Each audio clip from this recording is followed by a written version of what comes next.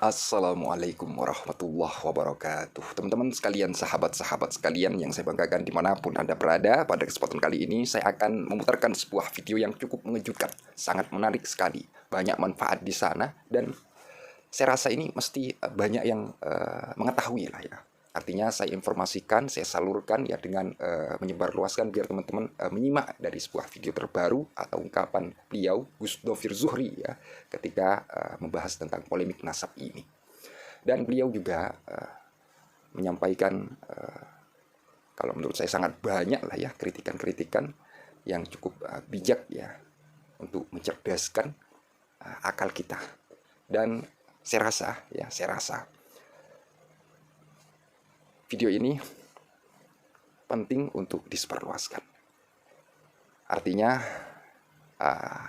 di-share ya, dan dengan meng-share video ini biar teman-teman kita menyimak ya dan mengetahui sebuah ungkapan yang cukup bijak ini. Jadi ini sangat penting, mohon disimak sampai akhir ya, mohon disimak sampai akhir.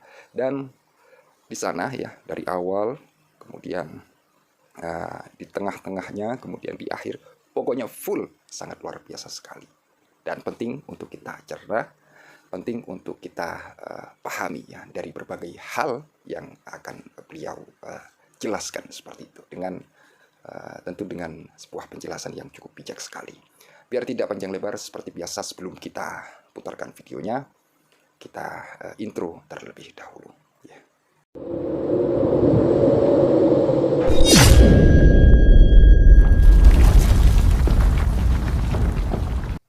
Bismillahirrahmanirrahim. Salatu wassalamu ala sayyidina Muhammad Rasulullah wa ala alihi wasallam. Kita lanjutkan kajian tafsir maudhu'i tematik. Sebenarnya temanya pada hari ini adalah kepemimpinan, namun demikian kita akan masih membincang mengenai polemik seputar nasab Ba'alawi ya. Keabsahannya, benarkah ia bikinan Belanda, apakah ada konspirasi di balik itu, kemudian mengapa ini ramenya ada juga pertanyaan kenapa ramenya ini justru ketika ibu kota Indonesia mau pindah, banyak lagi ya pertanyaan-pertanyaan seputar itu. Dan benarkah ini strategi dari VOC untuk menggembosi perjuangan kemerdekaan atau semangat juang para pahlawan waktu itu, dan apapun itu kita akan tetap ngaji tafsir ya. Hanya kita terbuka pada kritik, pada saran, pada pertanyaan-pertanyaan. Ya, kalau bisa kita jawab, kita jawab. Kalau enggak, nyari sendiri. Bismillahirrahmanirrahim. Kita akan berbicara leadership, leader, pemimpin ya. Di Quran ini banyak termnya, tapi kita akan ambil 4 saja yang paling representatif. Pertama, pemimpin itu di Quran disebut imam. Kemudian pemimpin itu disebut khalifah. Ada juga pemimpin ini yang disebut berwenang. Al-amiru nabil ma'ruf, disebut amir atau ulul amri. Disebut ulul amri atau amir ya. Di hadis juga sama. Lalu yang keempat, terma pemimpin ini menggunakan sultan. Ini saja yang kita bahas ya di Quran ini ya. Oke, yang pertama imam. Baik, imam ini seakar kata dengan umat. Amma ya ummu imaman. Umat, imam, ummun itu seakar kata, ibu ya. Makanya Nabi Ibrahim disebut umat karena kesalehannya, kebaikannya, rekam jejaknya,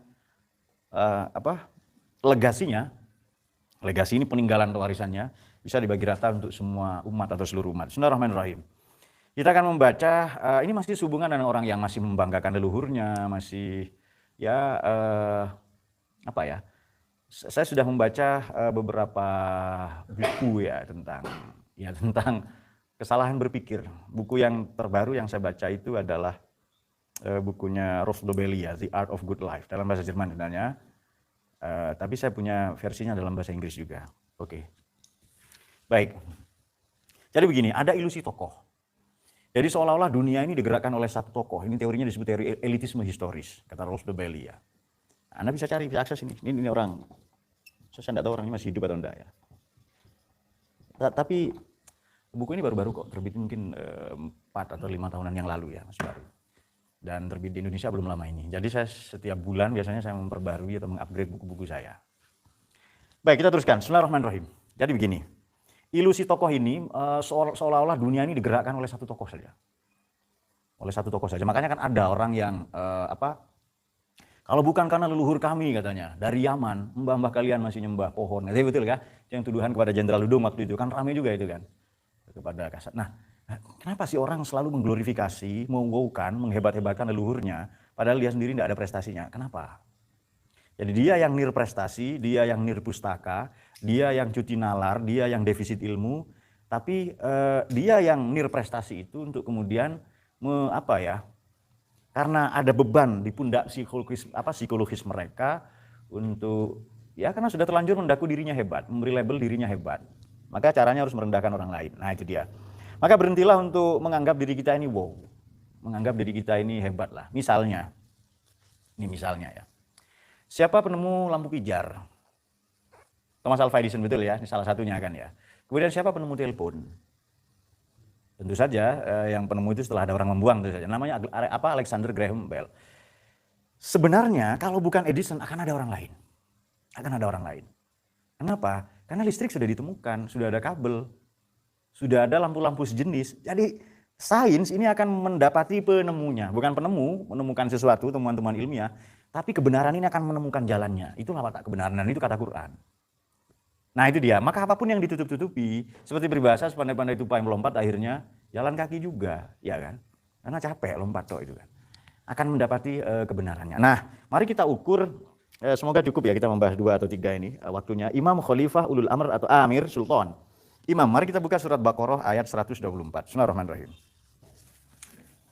Saya mungkin pernah sampaikan di pengajian tadi mana ya. Bismillahirrahmanirrahim. Ibtala Ibrahim rabbuhu bikalimatin fatammahun. Qala inni ja'iluka lin-nasi imama qala min dzurriyyati qala la yanalu ahdiz zalimin. Di ayat yang lain di surat yang sama, inni ja'ilun fil ardi khalifah. Jadi imam itu pemimpin yang di depan, khalifah, kha lam fa artinya belakang.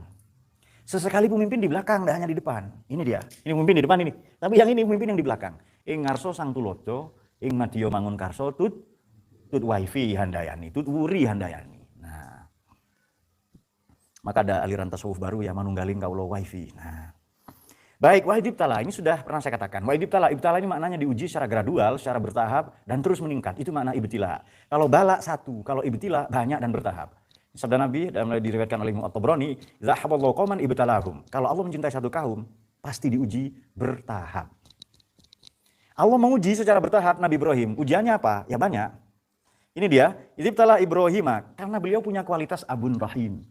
Bapak yang memiliki, jadi ro'aha ini dalam bahasa Ibrani, dalam bahasa kita ha. Ha abun rahim ya. Ini bahasa Ibrani. Nabi Ismail bukan bahasa Arab. Nah makanya saya nulis buku, Nabi Muhammad bukan orang Arab. Nah, saya tidak promosi buku, tapi ini buku ilmiah. Ini sudah lama saya nulis ini sebenarnya, tapi baru terbit 2020, lalu dihantam pandemi. Wah ini dia. Jadi Nabi Muhammad bukan orang Arab. Bagaimana penjelasannya Pak? Baca bukunya. Simple ya kan. Masa gini, kita ini generasi yang malas baca. Oke. Tidak apa-apa malas baca, penting beli bukunya. That's it ya. Baik, kita teruskan. Ibtala Ibrahim. Untuk sampai pada kualitas bapak, kan putranya beliau salah satunya Ishak ya, Ishak, atau putra yang lain Yismael. Yisma mendengar, El itu Elohim pada Tuhan.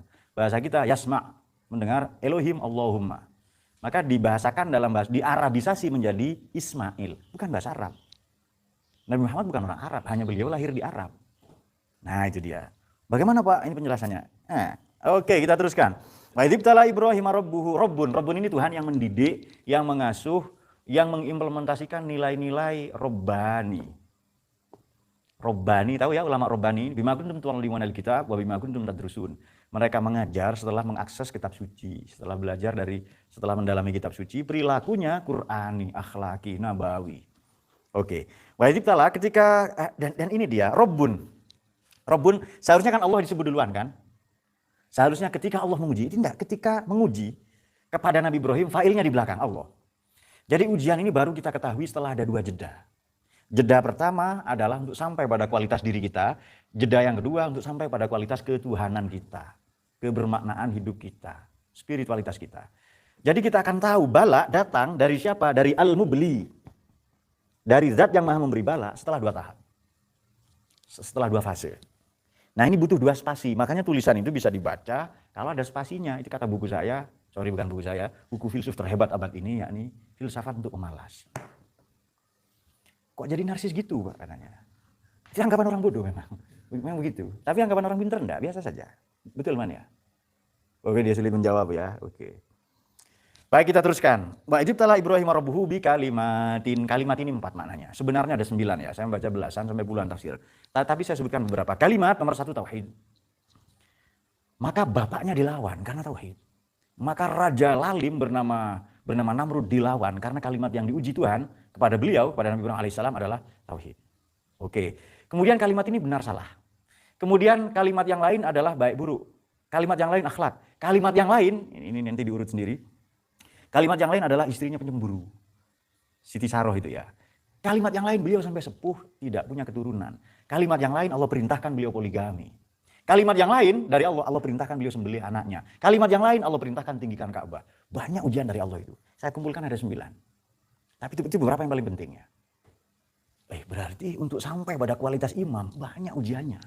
Kok sekarang ada orang gampang ngaku saya imam besar, ya kan? Mimpin demo. Siapa yang melantik? Apa kualifikasinya? Kan begitu.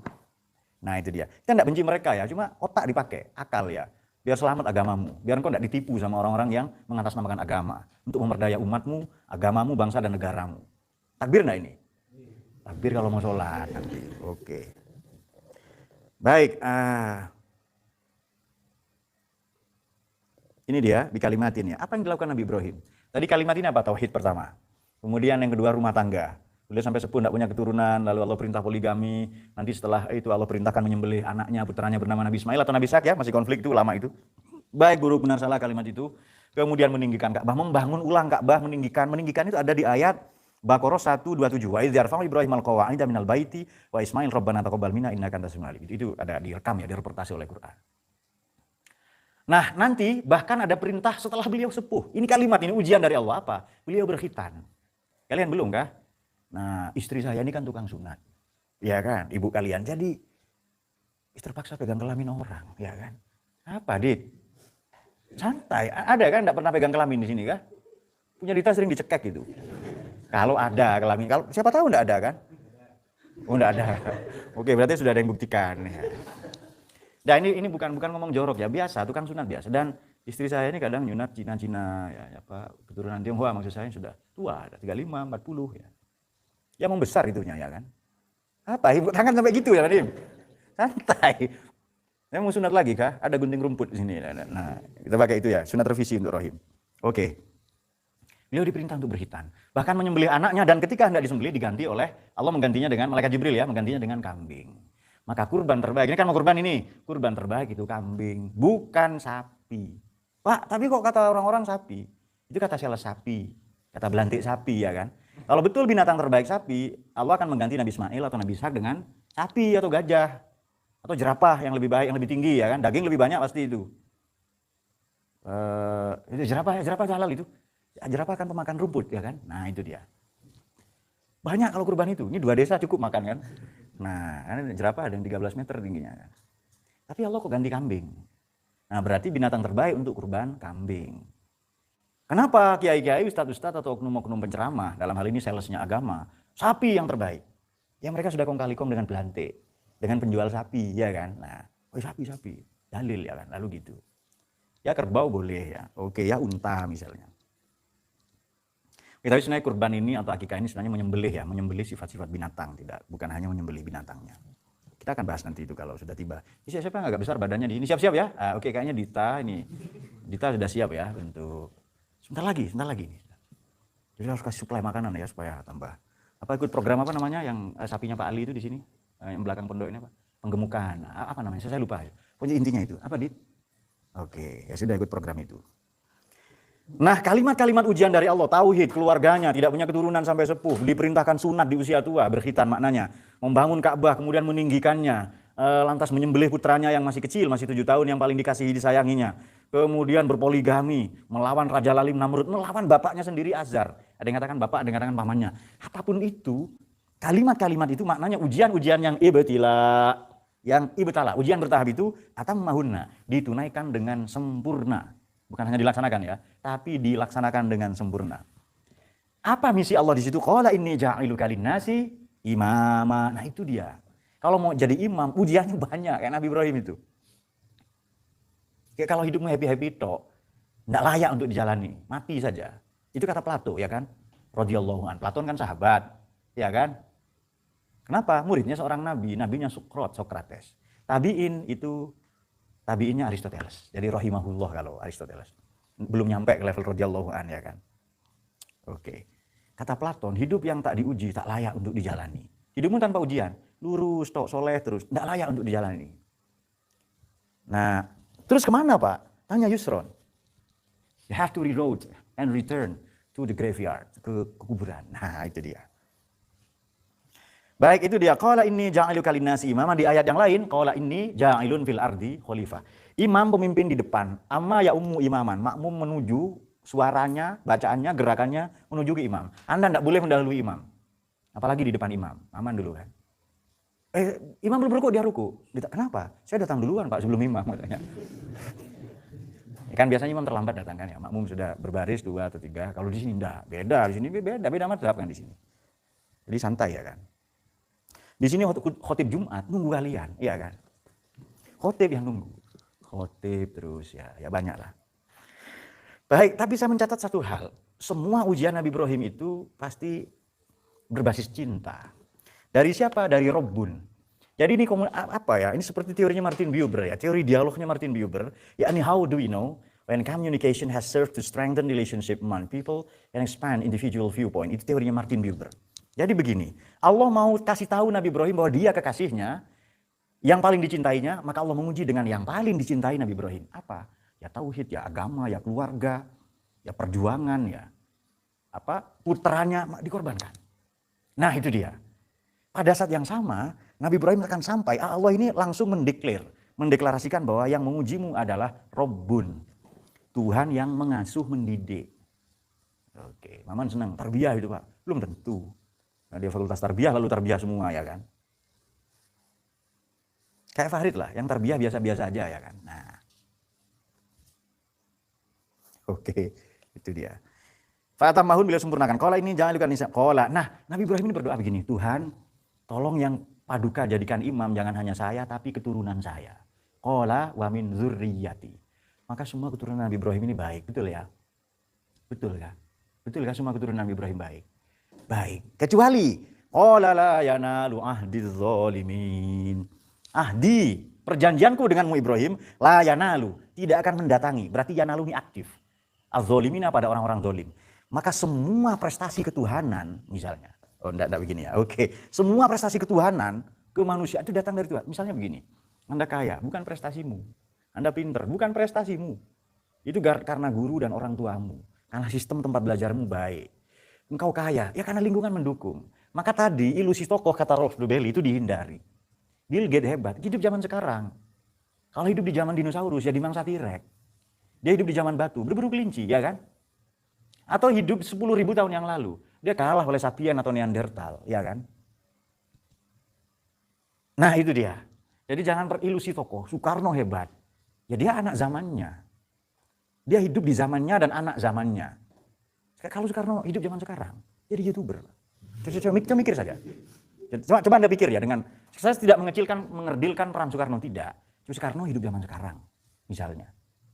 Di zaman dulu belum ada, ya dia pacaran sama ibu kosnya, namanya Benggit Garnasi. Lalu suaminya bunuh diri, ya kan. Dan itu sejarah, nggak usah ditutup-tutupi.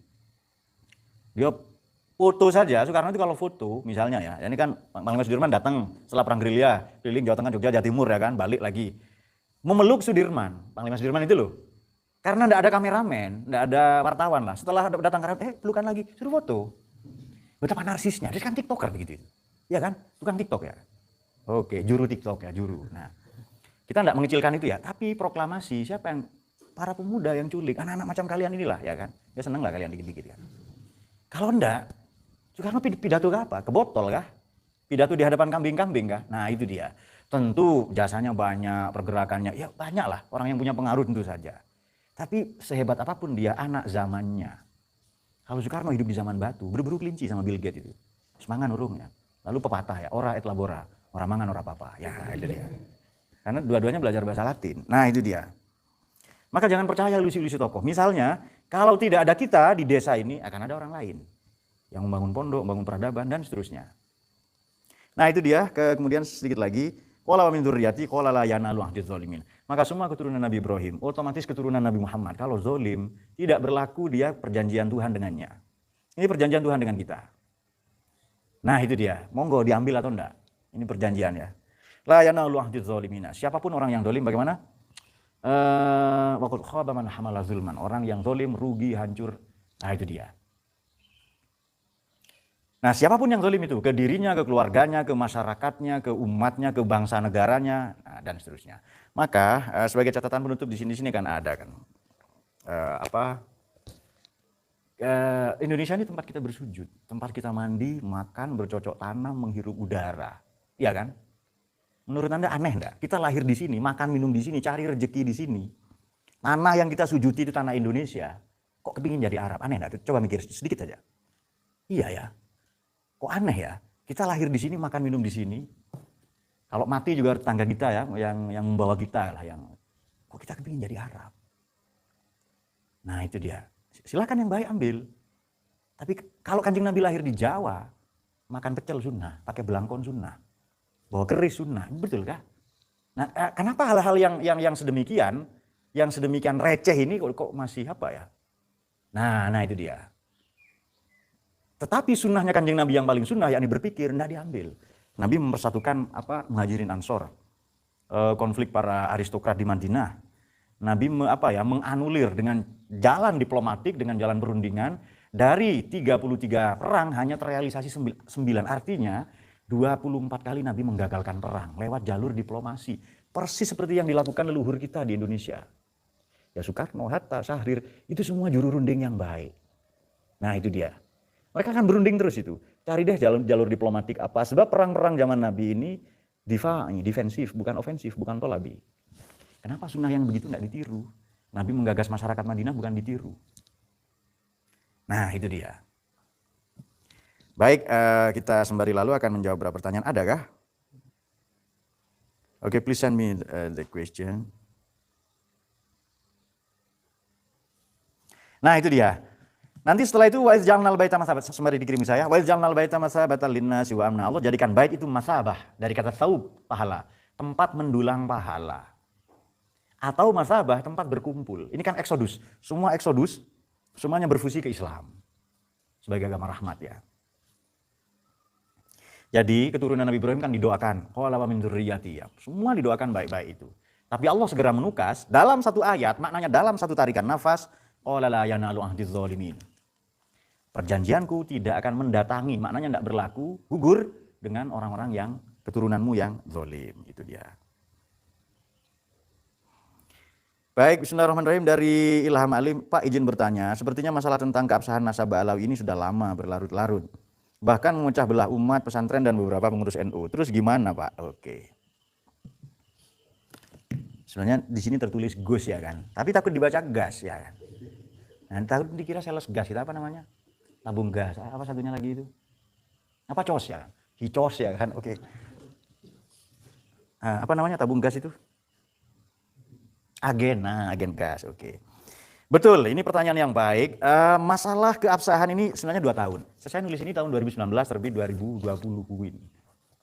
Ini sebenarnya untuk mengkritik orang-orang yang sok kepingin jadi Arab. Juga kepingin jadi Barat. Kok malu ya, ngaku Indonesia kok malu kita ya. Dan ini ilmiah ya, ini ada risetnya. Bukan asal nulis, enggak. Memang ada risetnya. Ya banyak dihujat. Nah, bahkan mohon maaf beberapa ada oknum Habib. Tentu Habib yang bodoh, iya kan? Yang menghujat itu kan yang bodoh ya kan, yang bodoh itu.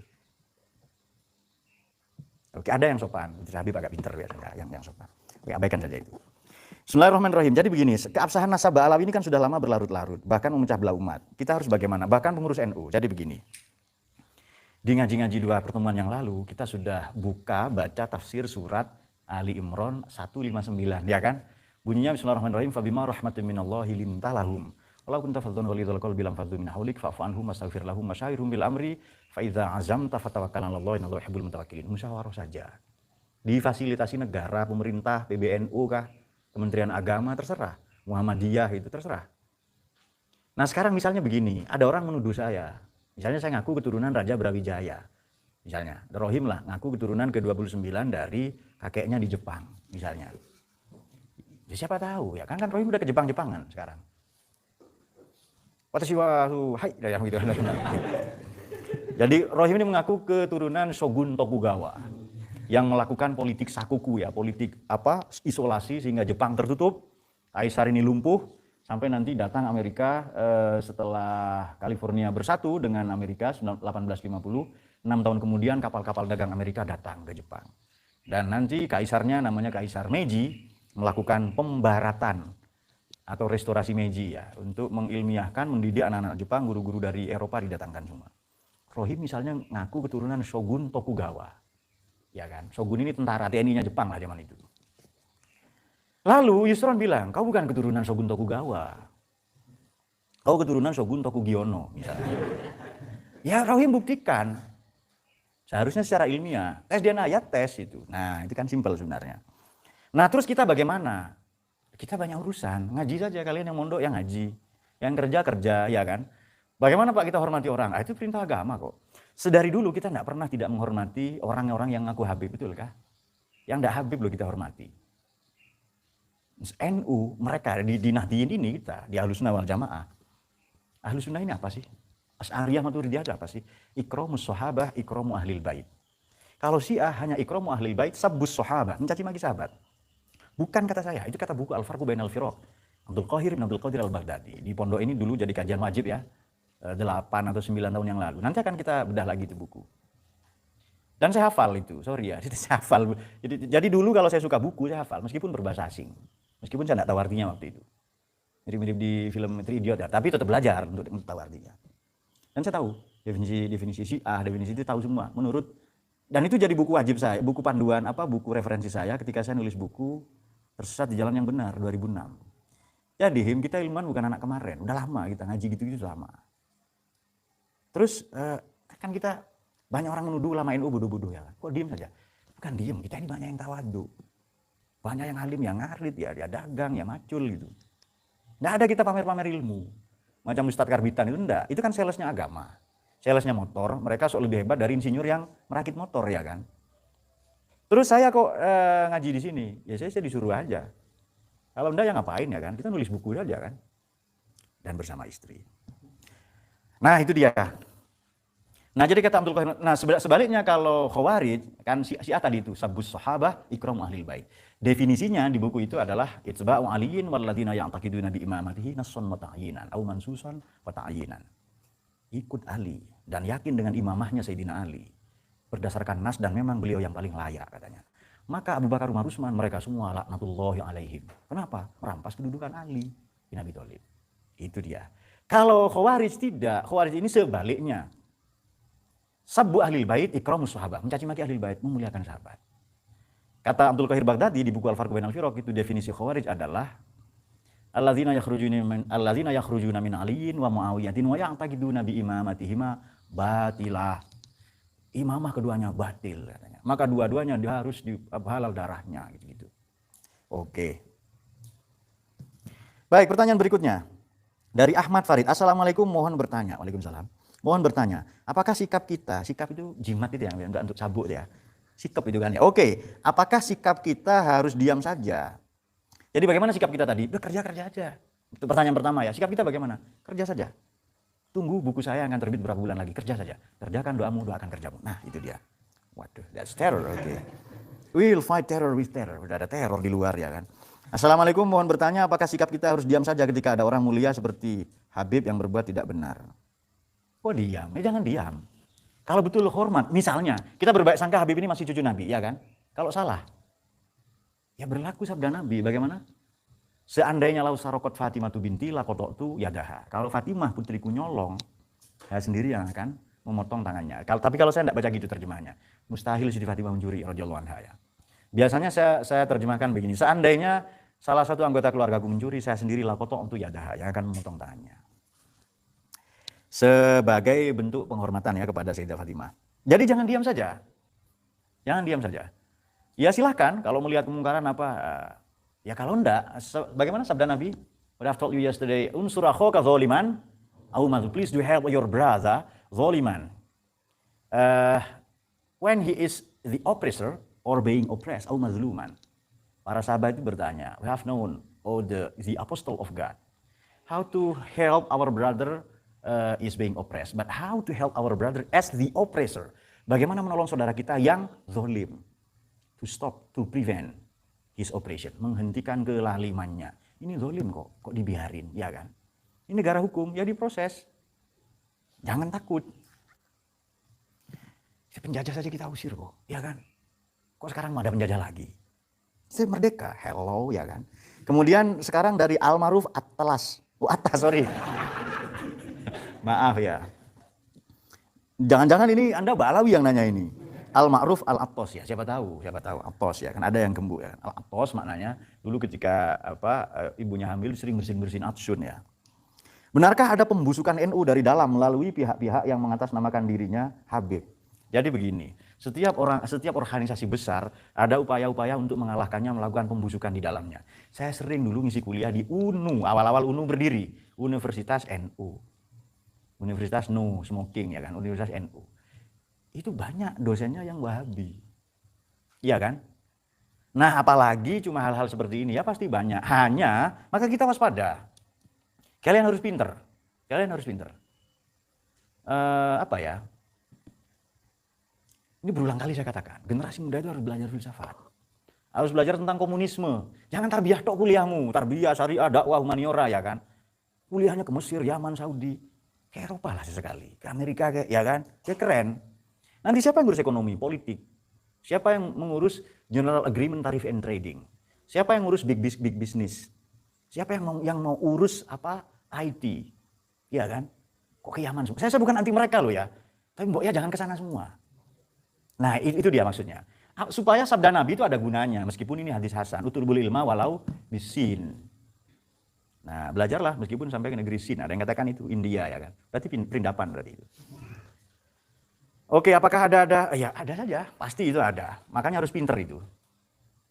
Mbok ya jangan ke Mesir semua lah, ya kan. Mesir, Yaman, Saudi, Mauritania, kemudian mana Aljazair. Ya bagus ya Sudan, ya silahkan. Tapi sesekali ke Eropa, ke Amerika, kuliahnya ke Cina lah minimal, Korea kan, ke Jepang, itu bagus. Misalnya begini, Anda mau belajar teknologi, mau belajar otomotif, ke Mesir atau ke Jepang.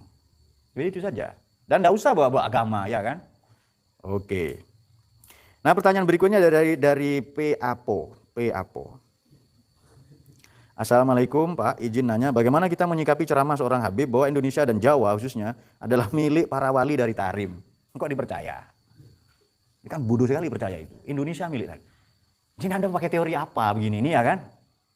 Ini Anda menggunakan teori apa? Bahwa Indonesia ini dimiliki oleh Tarim misalnya. Spiritualitasnya kah? Iya kan? Sebelum mereka datang kita sudah Islam. Penyebar Islamnya Cina, dari Cina. Baca bukunya Kiai Agus Sunyoto. Sebelum mereka datang. Lalu datang pemerintah kolonial VOC nyuruh 4 orang salah satunya Christian Snukurgronya. Dia katakan bahwa dari Gujarat abad 14, 13 sekian. Gujarat belum Islam tahun itu. Belum ada. Bahkan siapa yang film Joda Akbar itu rezim apa itu namanya? Mughal belum berkuasa. Rezim Mughal itu belum berkuasa. Nah, itu dia. Berarti ini bikinan Belanda. Maka ada 9 teori penyebaran Islam di Indonesia ini. Ada yang Gujarat, India, Persia, banyak ya teori itu. Apapun itu, coba tengok batu nisan, epitafnya, batu nisannya Fatimah binti Maimun di Gresik. Sejak abad ke-9 sudah ada orang Islam di Indonesia. Dan yang menyebarkan dari Cina, dari Tiongkok.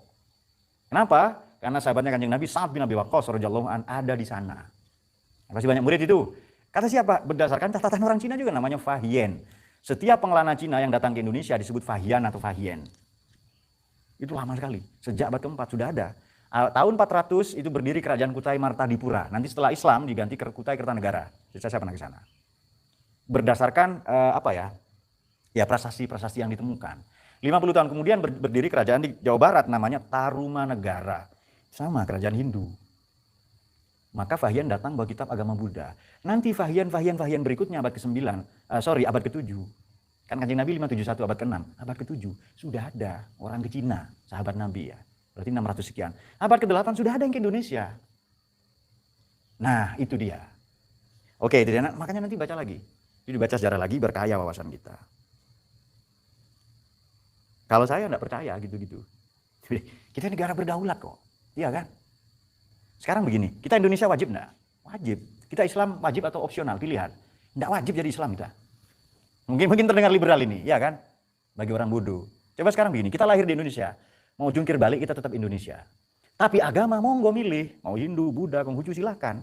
Jadi menjadi Indonesia itu wajib, menjadi warga negara Indonesia, menjadi umat beragama itu pilihan. Monggo silahkan pilih yang mana. Dan Tuhan katakan itu di Quran. Waman syaa falyu'min waman syaa falyakfur. Nah itu dia. Mungkin terdengar agak liberal mungkin ya. Belum terbiasa.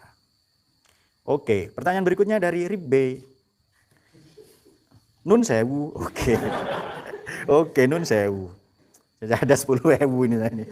Oke, nun sewu. Izin bertanya, bagaimana tentang pemalsuan makam, penyelewengan sejarah NU yang dilakukan oleh Oknum Habib pimpinan Jatman? Maksud Anda Habib Lutfi ya kan? Ya sudah banyak dibicarakan, lalu ditulis, lalu di take down lagi. Wah ini konflik, bahkan dengan beberapa kiai, ya Kiai Halwani salah satunya, ya Kiai Ubed itu. Ya itu konfliknya para kiai dan Habib ya kan. Bagaimana? Ya nanti akan sejarah akan buktikan mana yang betul. Tapi setelah itu diupload di channel NU Online bahkan, saya punya arsipnya. NU Online Jawa Barat atau apa, lalu di take down. Setelah banyak dikritik ya kan. Sudah banyak pemalsuan makam, udah banyak gitu-gitu itu, banyak. Oke, terus apa kita diam saja? Nah, makanya kalian pinter. Ada kalian pinter. Pinter biar tidak dihapusi. Kenapa sih kita dijajah dulu? Kenapa? Karena kita bodoh. Kita bodoh, dijajah makanya. Please give to Falah, maybe he want to go to. Just for the petrol and the cigarette. Nah itu dia. Nah kita tetap berbaik sangka ya. Itu baik sangka, mungkin ada timnya yang salah menulis atau apa. Apapun itu, ya kebenaran. Jadi belajar filsafat itu baik. Kenapa? Benar itu disebut benar setelah dibuktikan. Kalau Anda belum buktikan itu belum kebenaran namanya. Oke. Judul bukunya apa nggih Pak? Ini. Nabi Muhammad bukan orang Arab. Oke. You can find out ya in marketplace, in bookstore, dan di toko bangunan ada seluruh Indonesia. Oke. Oh sudah ada yang menjawab di bawah. Matur nuwun ya. Oke. Nah oleh Oknum pimpinan Jatman. Ya gimana ya? Ya situlah hidup. Itulah hidup ya. Oke, berikutnya dari Ainul Khotib. Assalamualaikum Pak, izin bertanya, tadi disebutkan bahwa surat Baqarah 124 terdapat maf'ul yang disebutkan lebih dulu daripada fa'ilnya. Apakah ada hikmah di balik itu? Betul. Wa idzibtala Ibrahim, yang diuji Ibrahim. Siapa yang menguji? Fa'ilnya disebut di belakang. Nah ini nanti, ini salah satu hikmahnya begini. Kenapa fa'il disebut di belakang? Karena tarbiyah, pakai kata robun. Kalau engkau sadar diri bahwa ujian ini demi membentuk kualitasmu sebagai abun rohim, sebagai abul ambia, agar engkau lahir leadership dalam dirimu, rujuliyah kepemimpinan, engkau sebagai bapak, maka kesimpulan itu kita peroleh karena robun nanti, ada tarbiyah. Itulah cara Tuhan mendidik. Ini sudah tadi ya, imam pemimpin di depan, khalifah pemimpin di belakang, sudah biasa. Ulil amri ini orang yang berwenang, singkatnya ya, sultan, orang yang menguasai. Kalau ulil amri atau amir itu orang yang berwenang ya kan. Atiullah wa atiur rasul wa ulil amri minkum. Taat Allah dan Nabi maknanya kita beragama, taat ulil amri maknanya bernegara. Kenapa? Karena ulil amri digabung dengan Kanjeng Nabi. Qudwahnya langsung Kanjeng Nabi. Nah itu dia. Nah kalau sultan ya seperti yang sering kita baca itu kan ya. Aqimis sholata liduluki syamsi ila ghasaqil lail qur'anal fajri qur'anal fajri kana masyhuda minal laili fatajabina filatal kansa. Ayyab'asaka rabbuka maqaman mahmuda, terus wa qur rabbi adkhilni mudkhala sidqi wa akhrijni mukhraja sidqi waj'alni min ladunka sultanan nasira, ya kan. Qul jal haq zaqal batil innal batila kana zahuqa. Nanti akan terungkap kebenaran itu. Nah, itu salah satunya. Ada yang lain kah? Wih, banyak ternyata loh. Oke. Dari Iqmal Sukodadi. Kenapa masalah nasab ini pemerintah dan para sesepuh kiai kita kok cenderung diam? Kenapa kok tidak mengambil tindakan? Oke. Nah ini kan sebenarnya yang harus bertindak membuktikan nasabnya palsu atau enggak ya Mbak Alawi, Robito Alawiyah itu. Saya pelajari ya, karena ini kan tuntutan ngaji. Ya, makanya saya pelajari komen-komen mereka. Saya tidak ada waktu untuk itu sebenarnya. Tidak ada yang ilmiah. Bantahan dari Mbak Alawi, dari kubu pro Mbak Alawi. Tidak ada yang ilmiah. Namanya saya ilmuwan ya, saya filsuf ya. Saya tahu ilmiah atau tidak. Tidak ada yang ilmiah. Nah sementara tesisnya Kiai Imad, ini bukan kita berkubu berpihak, bukan loh ya. Jadi kan kalau Anda cucu Nabi buktikan, saya tidak ngaku-ngaku kok, biasa aja, ya kan. Mungkin leluhurnya siapa, Mudin ini dari Neptunus, ini siapa tahu, ya kan. Kemudian siapa kalau Gus Reza, mana Gus Reza? Gus Reza ya kan, Gus Reza kan banyak dicintai wanita, Gus gitu loh, ya kan. Mungkin leluhurnya dari Sapien atau dari Sapiens atau Neandertal. Ketemu di Banyuwangi, nama latinnya Crocodilus hidung belangus, ya kan. Oke, krokodil ya. Oke, tapi krokodil itu binatang paling setia. Ini kok enggak mengambil tindakan? Makanya begini, kemarin ya, kiai-kiai kita ini tawaduk loh ya. Tawaduk, sopan. Seharusnya membuktikan mereka.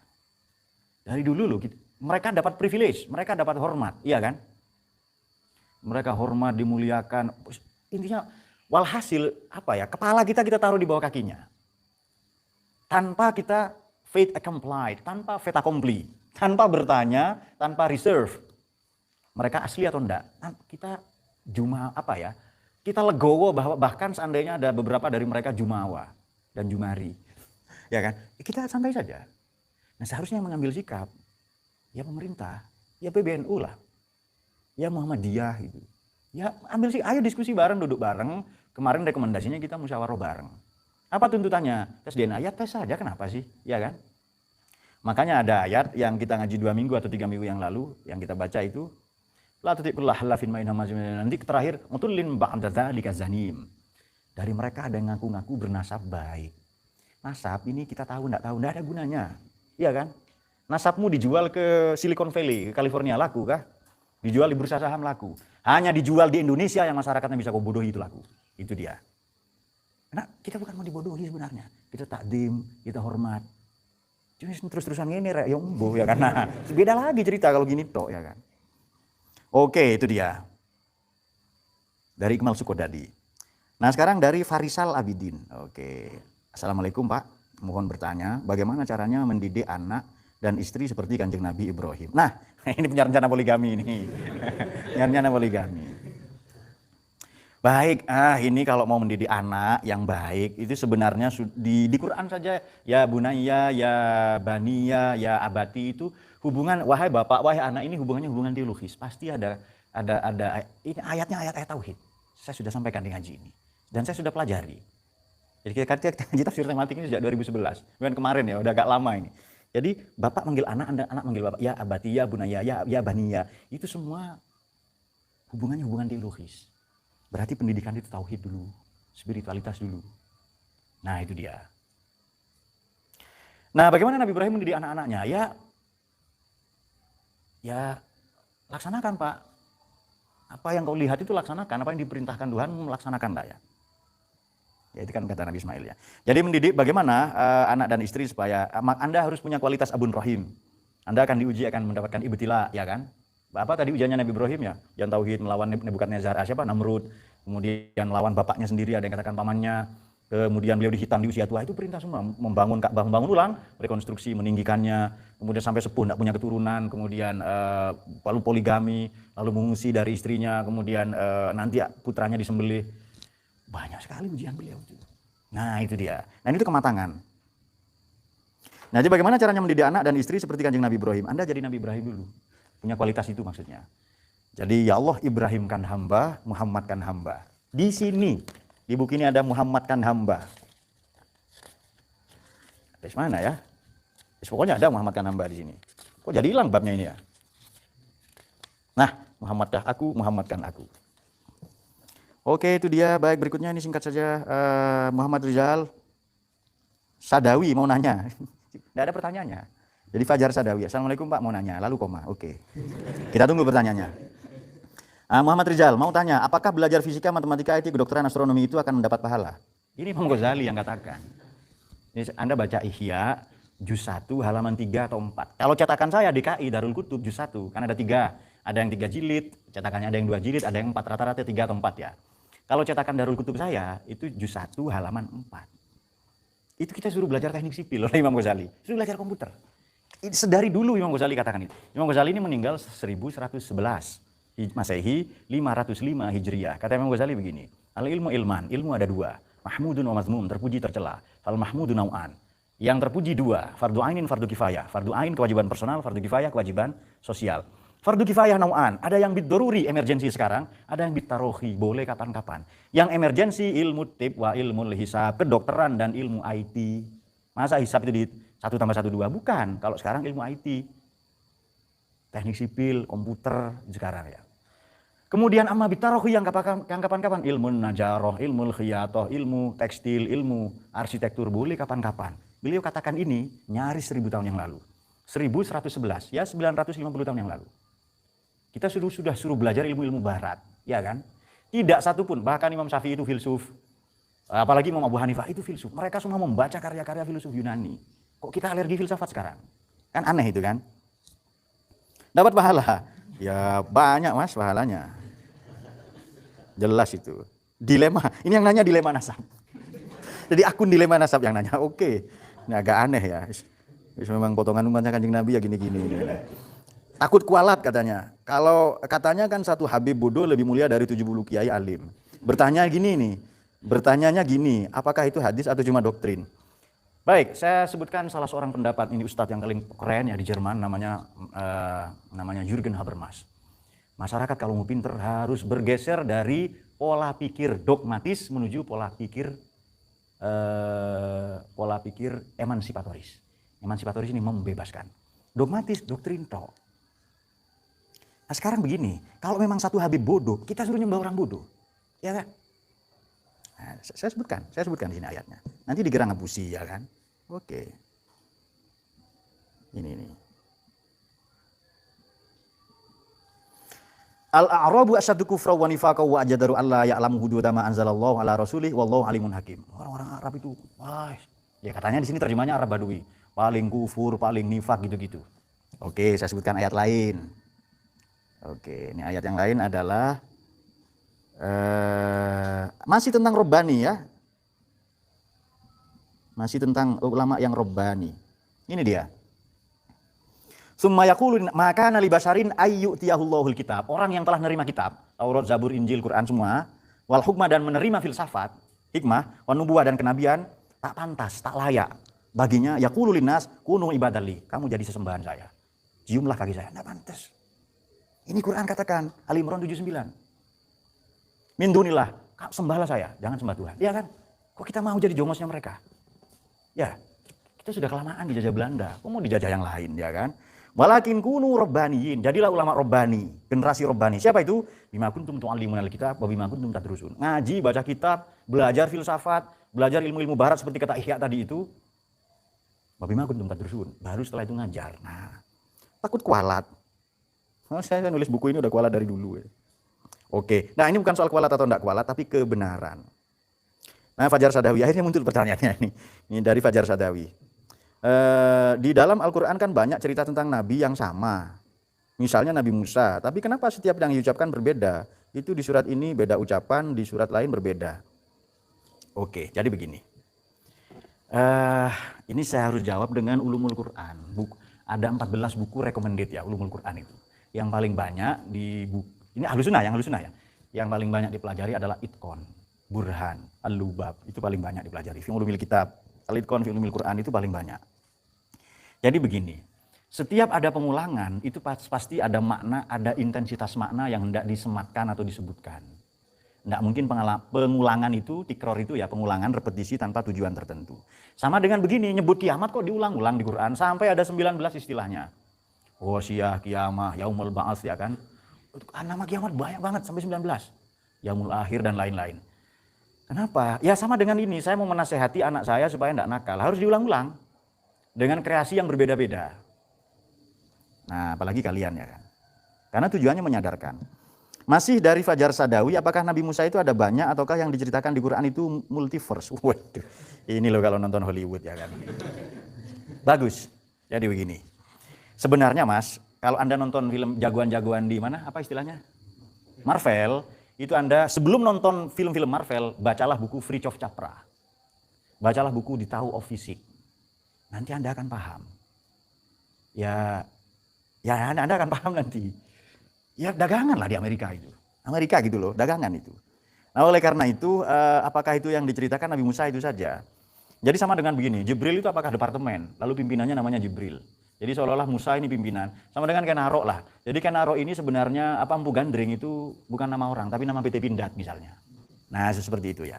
Ya enggak apa-apa kalau punya pandangan seperti itu. Tapi yang jelas Nabi Musa yaitu Musa bin Imran alaihissalam lah. Kemudian dari Yudi Jowo.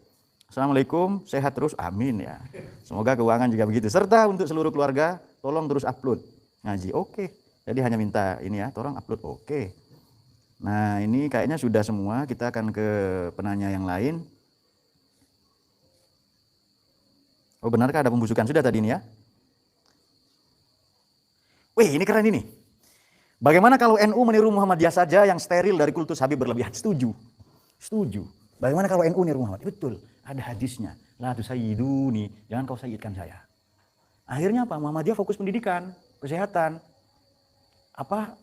Savingnya tabungannya banyak, depositonya banyak. Iya kan? Dalam hal ini saya setuju. Ini di pribadi loh ya. Saya tidak setuju, Pak. Negara demokrasi. Terserah. Kalau NU nuri Muhammadiyah saja, ya. Sekarang mana yang banyak mudorot, mana yang manfaat, ya kan? Ini sabda Nabi begini.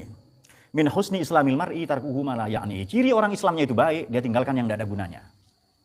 Nah, itu dia. Oke. Jadi jawaban saya, bagaimana kalau NU niru Muhammadiyah saja dalam hal ini ya? Saya bilang begini, Mas, karena saya hidup di Jakarta. Maaf ya. Ini mungkin Anda tidak setuju dengan kata. Saya tahu kelakuan FPI, oknum FPI seperti apa. Itu karena saya hidup di Jakarta 7 tahun. Ya, saya tahu seperti apa mereka. Bukan kata orang, dan saya tahu perbuatan mereka bagaimana, ya kan. Lalu mereka mencaci maki Gus Dur bagaimana, ya kan. Itu cucunya Mbah Hasyim udah dihina begitu. Ketua NU 2 kali, ya kan. Presiden dicaci maki begitu. Ya, coba kalau Anda gimana itu? Tapi mereka sah lakukan itu. Dan kita tidak boleh karena mereka cucu Nabi katanya. Hello, ya kan. Nah, itu yang terjadi. Maka dalam hal ini saya setuju dengan penanya, bagaimana kalau NU niru Muhammadiyah saja yang steril dari kultus Habib? Oke. Menyikapi ceramah seorang Habib yang katanya, oke, itu sudah tadi, Madura hadir, oke. Nah, ini izin bertanya. Dari Madura izin bertanya, Pak, bagaimana seharusnya umat Islam menyikapi polemik bahwa nasab Habib itu bikinan Belanda? Oke, jadi ini sekali lagi butuh kajian yang panjang. Jadi data-data bahwa haji itu bikinan Belanda, gelar haji, itu ditemukan. Sebenarnya ada arsipnya di Leiden, tapi ditemukan di sebahagian di Pulau Kelapa. Saya pernah berkunjung. Pulau Kelapa ini Kepulauan Seribu. Dulu masuk Kota Madia, Jakarta Utara, sekarang kabupaten. Ada arsipnya di sana, dan itu ditemukan. Kalau memang, ini kan memang orang Arab dipekerjakan oleh Belanda, ya kan. Lalu dikasih gaji sekian gulden, namanya Mufti Betawi Usman bin Yahya. Habib Usman bin Yahya, ya kan. Kita harus hormat, ya kan. Haji Muhammad Soeharto, jadi harus lengkap. Nah,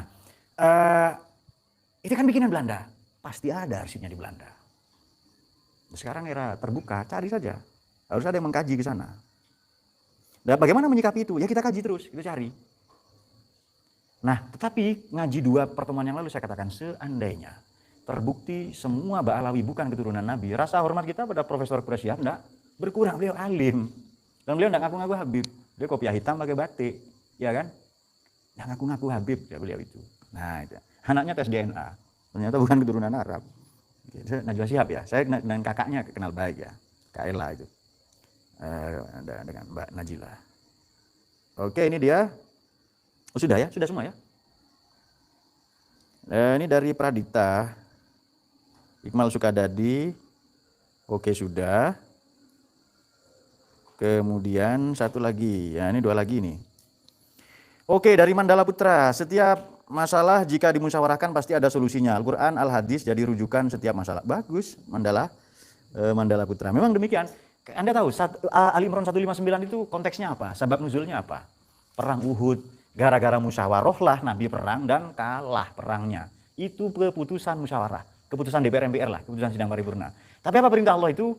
Setelah itu apa musyawarah libur? Tidak. Wasyawiruhum bil amri, terus musyawarah. Syawarah ini sin waw ro di Maqais fil lughah atau di tafsir misbahnya Pak Quraish Shihab itu kita bisa temukan artinya mengambil madu dari sarangnya. Potensial kita tersengat lebah. Maka mengambil sesuatu yang baik itu disebut musyawarah juga. Nah, kita sudah kaji itu 2 pertemuan yang lalu. Oke, ini dari Bajak Sayur. Oke, ekstrim ya. Nama-namanya keren-keren ini. Mau nanya, sekarang lagi ramai fenomena nazab. Nasab mungkin dimaksud ya. Apa hukumnya pada para kiai yang pro kontra mengetahui fenomena ini cuma diam? Sementara di kalangan kita seperti dianggap seperti budak spiritual. Budak spiritual. Oke, budak spiritual maksudnya. Para kiai ini tidak diam. Mana ada kiai-kiai ini ngajar terus. Ya coba kamu nanya ke kiai. Atau nanya di forum ini. Kita diam kan? Kan enggak, kita bicara dari tadi. Hanya beliau, banyak ulama ini tidak pakai medsos. Pondok di Indonesia tahu berapa jumlahnya? Nah, nanti baca buku saya yang lain. Dikira promosi buku nanti ya kan. Buku saya yang lain ada Peradaban Sarung. Terbitan sama. Terbitan penerbit di Jakarta lah pokoknya.